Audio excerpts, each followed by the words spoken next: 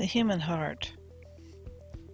I think those of us who have been experiencing the Mandela effect could be pretty out of it if we didn't notice some changes in the human heart and how it looks and how it behaves, how it beats, where it's located. Traditionally, the seat of love and the place of our intuition and all that sort of thing. An intelligence that dwells within our hearts with the neural network that surrounds it. Well, I was looking at some things on another thing I was researching, and I came upon some pictures that I had saved that had changed on in my database on my computer. And these pictures no longer look like they used to. And I noticed that the heart shape seems to have changed again. It's much more heart-shaped, for one thing. The ventricles are rounded. The atriums are less defined, generally more round and thicker walled, more massive, more powerful looking.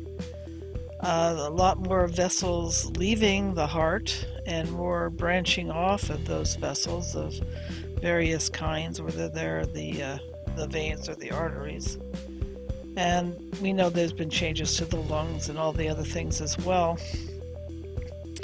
So I just wanted to address that these changes, the last big shift we had, it changes a little each time, but this one was really noticeable to me.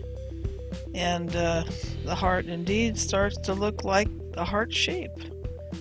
And the ventricles seem very fattened, with not as much room to pump blood. I don't know, that it looks like it pumps more forcibly, perhaps.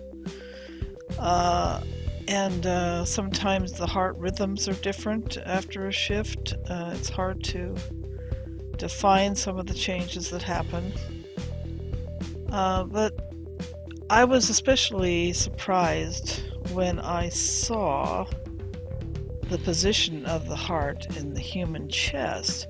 Now we know that the sternum got bigger and more massive and longer and wider, and that it was more protective over the heart. The heart was no longer on the left side near the left breast, but under the center sternum area.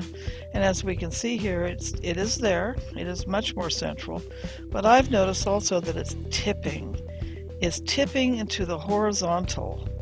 And I predict that it tips even more to the horizontal as the shifts go on. I don't know if that will happen, but I'm kind of guessing it might. Look for changes in how the vessels move and are branched out and how the lungs are. We know there's more lobes to the lungs than there used to be. There used to be just, I think, 3. Now there's 4 or 5. I don't even know. I can't keep up. Anyway, but it looks very odd, the way it's tilted. And I just noticed that when I looked today. I'm going, wait, that doesn't look like it used to. And I took anatomy physiology. I majored in science in college. I don't know. It just continually amazes me, and what this means for us in the future physiologically. Perhaps we're going to be tougher, stronger. They can rebuild us. I don't know. We're going to be the $6 million people. I don't know. I just think it's amazing and interesting.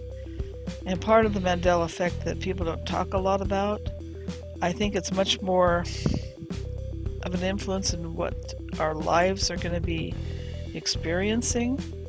Perhaps people who died of heart attacks in the past will not have in this timeline, or they'll live longer, or they'll have less problems. Heart surgeries will be different. What they do in heart surgery will be different. I think this has been pretty much stuff people have told me that they've experienced themselves. So, well, what do you think? Keep looking, keep asking questions.